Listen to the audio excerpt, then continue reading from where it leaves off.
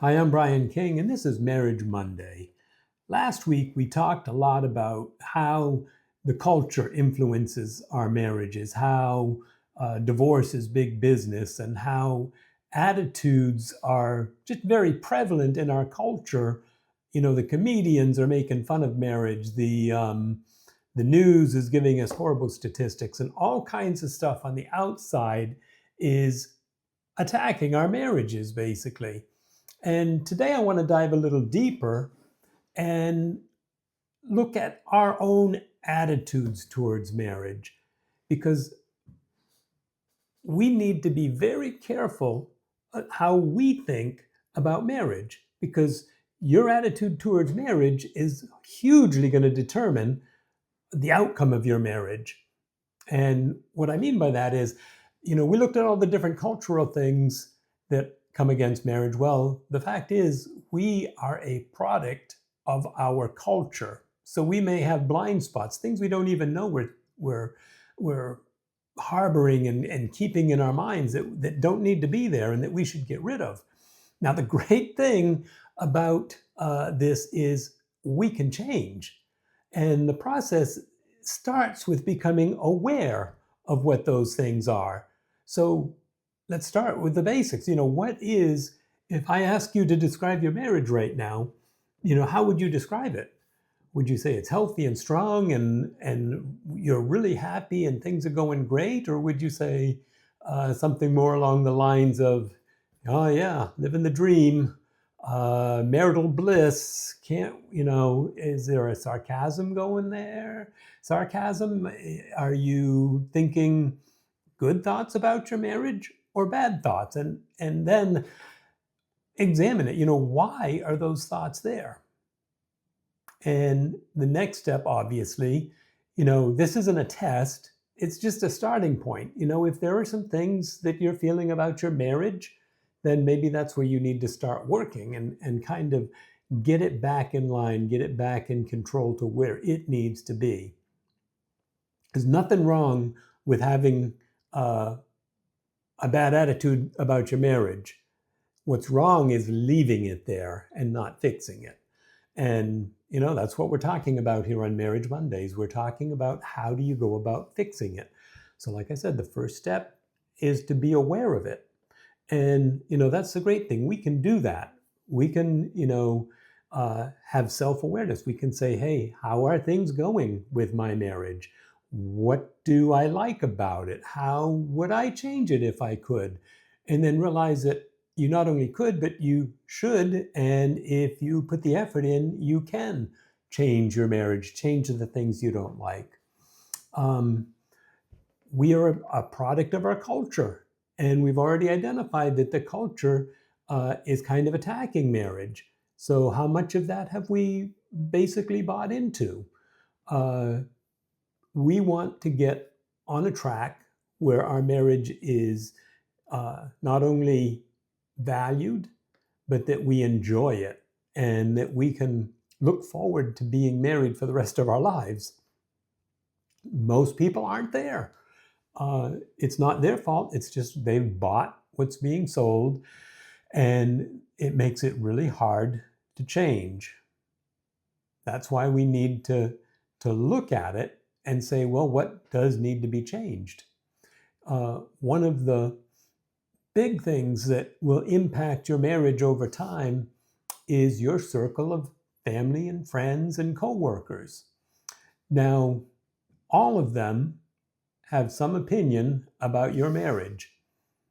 They all are providing feedback to you on a regular basis.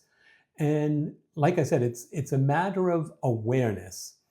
Now, I'm not saying you need to go get new friends or family and coworkers. That's not the point. The point is, where do you get your marriage advice from? Where do you get your input from?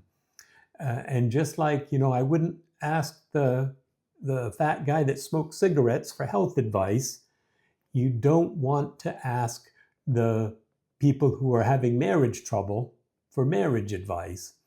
The studies have shown that if you hang around people who regularly talk about divorce or who are divorced, if that's your main group of people that you're around, then your likelihood of divorce goes up significantly. Why? Because they're going to be giving you advice, whether you ask for it or not. If you say, well, I'm having trouble with my marriage, they're going to say, yeah, that happened to me too. The only thing I could do is get rid of her. Well, that's not good advice. That's basically detrimental to your marriage. Your family, they want to protect you. They are on your side, but they are not always on the side of your marriage, because in protecting you, they choose sides, basically.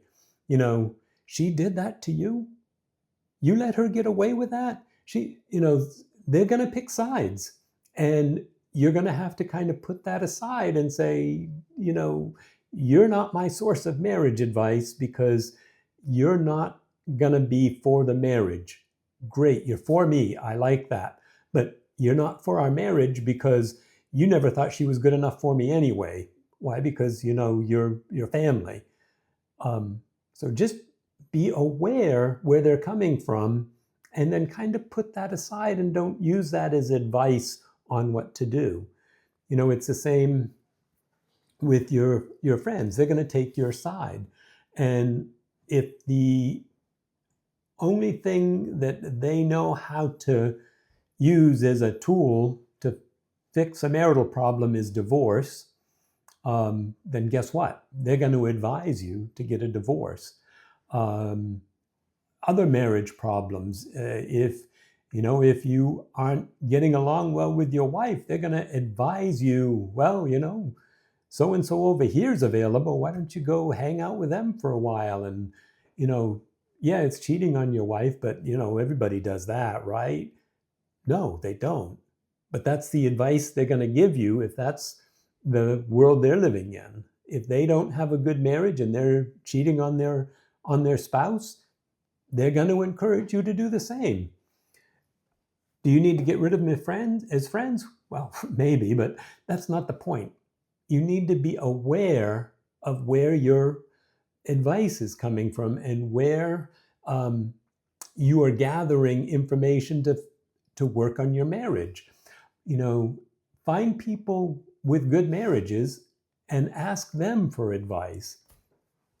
How do you know if someone has a good marriage? Well, there's a couple of easy ways. When your coworker gets a text from his wife, does he smile or does he roll his eyes? When his phone rings, is it the theme song from Jaws, or the Wicked Witch of the West theme song, or is it Uptown Girl, or something upbeat and fun? And when he talks to her, and does he end the call by saying, yeah, bye? Or did he say, love you, see you soon, can't wait to see you? That you can tell where somebody's marriage is very quickly by just listening to how they interact. Are they the old grumpy married couple that swear at each other back and forth and never seem to be happy?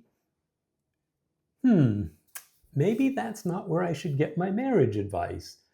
It's not that they can't be your friends, it's just be aware that that's not a good source for marriage advice. Find the people that have good marriages. Ask them sincere questions if you have them. Guard your vision. The other thing that is a possibility, once you're aware and once you're working on your marriage, you can become what they need. They need to hear somebody talking positively about marriage. They need to see somebody that values marriage. You may end up lifting them up out of it. And when they have some success, then you can feed off that, and it can be a building process. If your relationship with somebody, friend, family, coworker, is dragging your marriage down, then put that one on hold and find someone that can build you up. And then maybe you can get back to them and help build them up. And it can be a process. So like I said, I'm not telling you to change all your friends, even though you may need to get rid of one or two. It may be an issue where you can't be around somebody because they're always bad mouthing marriage and the whole thing. But the awareness is the first step, because once you're aware of an issue, it's like a red flag every time you hear something negative. And then it's just like, okay, great, I'm not going to use that as advice. I'm not going to go down that road. Yeah, they're encouraging me to get a divorce. Nope, not going there. Or they're encouraging me to cheat or to lie or to go out and have a drink with them instead of going home to your family. Yeah, it's like, no, no thanks. I don't need that. I don't want that. That's not part of my vision. So it's fine for them, but I'm going this way. Why? Because you are aware that that is not good for your marriage. So, like I said, find the people and the influences that are good for your marriage and feed on those and use those as your sources for advice and for growth. And, maybe you will end up influencing them, but don't let them influence you in the wrong way. That's my advice for today. That's my attempt at another Marriage Monday. Next time, I'm going to go a little deeper on Wednesday and work in some ways to win using this information. And I hope you're getting something out of this. Please like, share, and subscribe. I'll talk to you next time.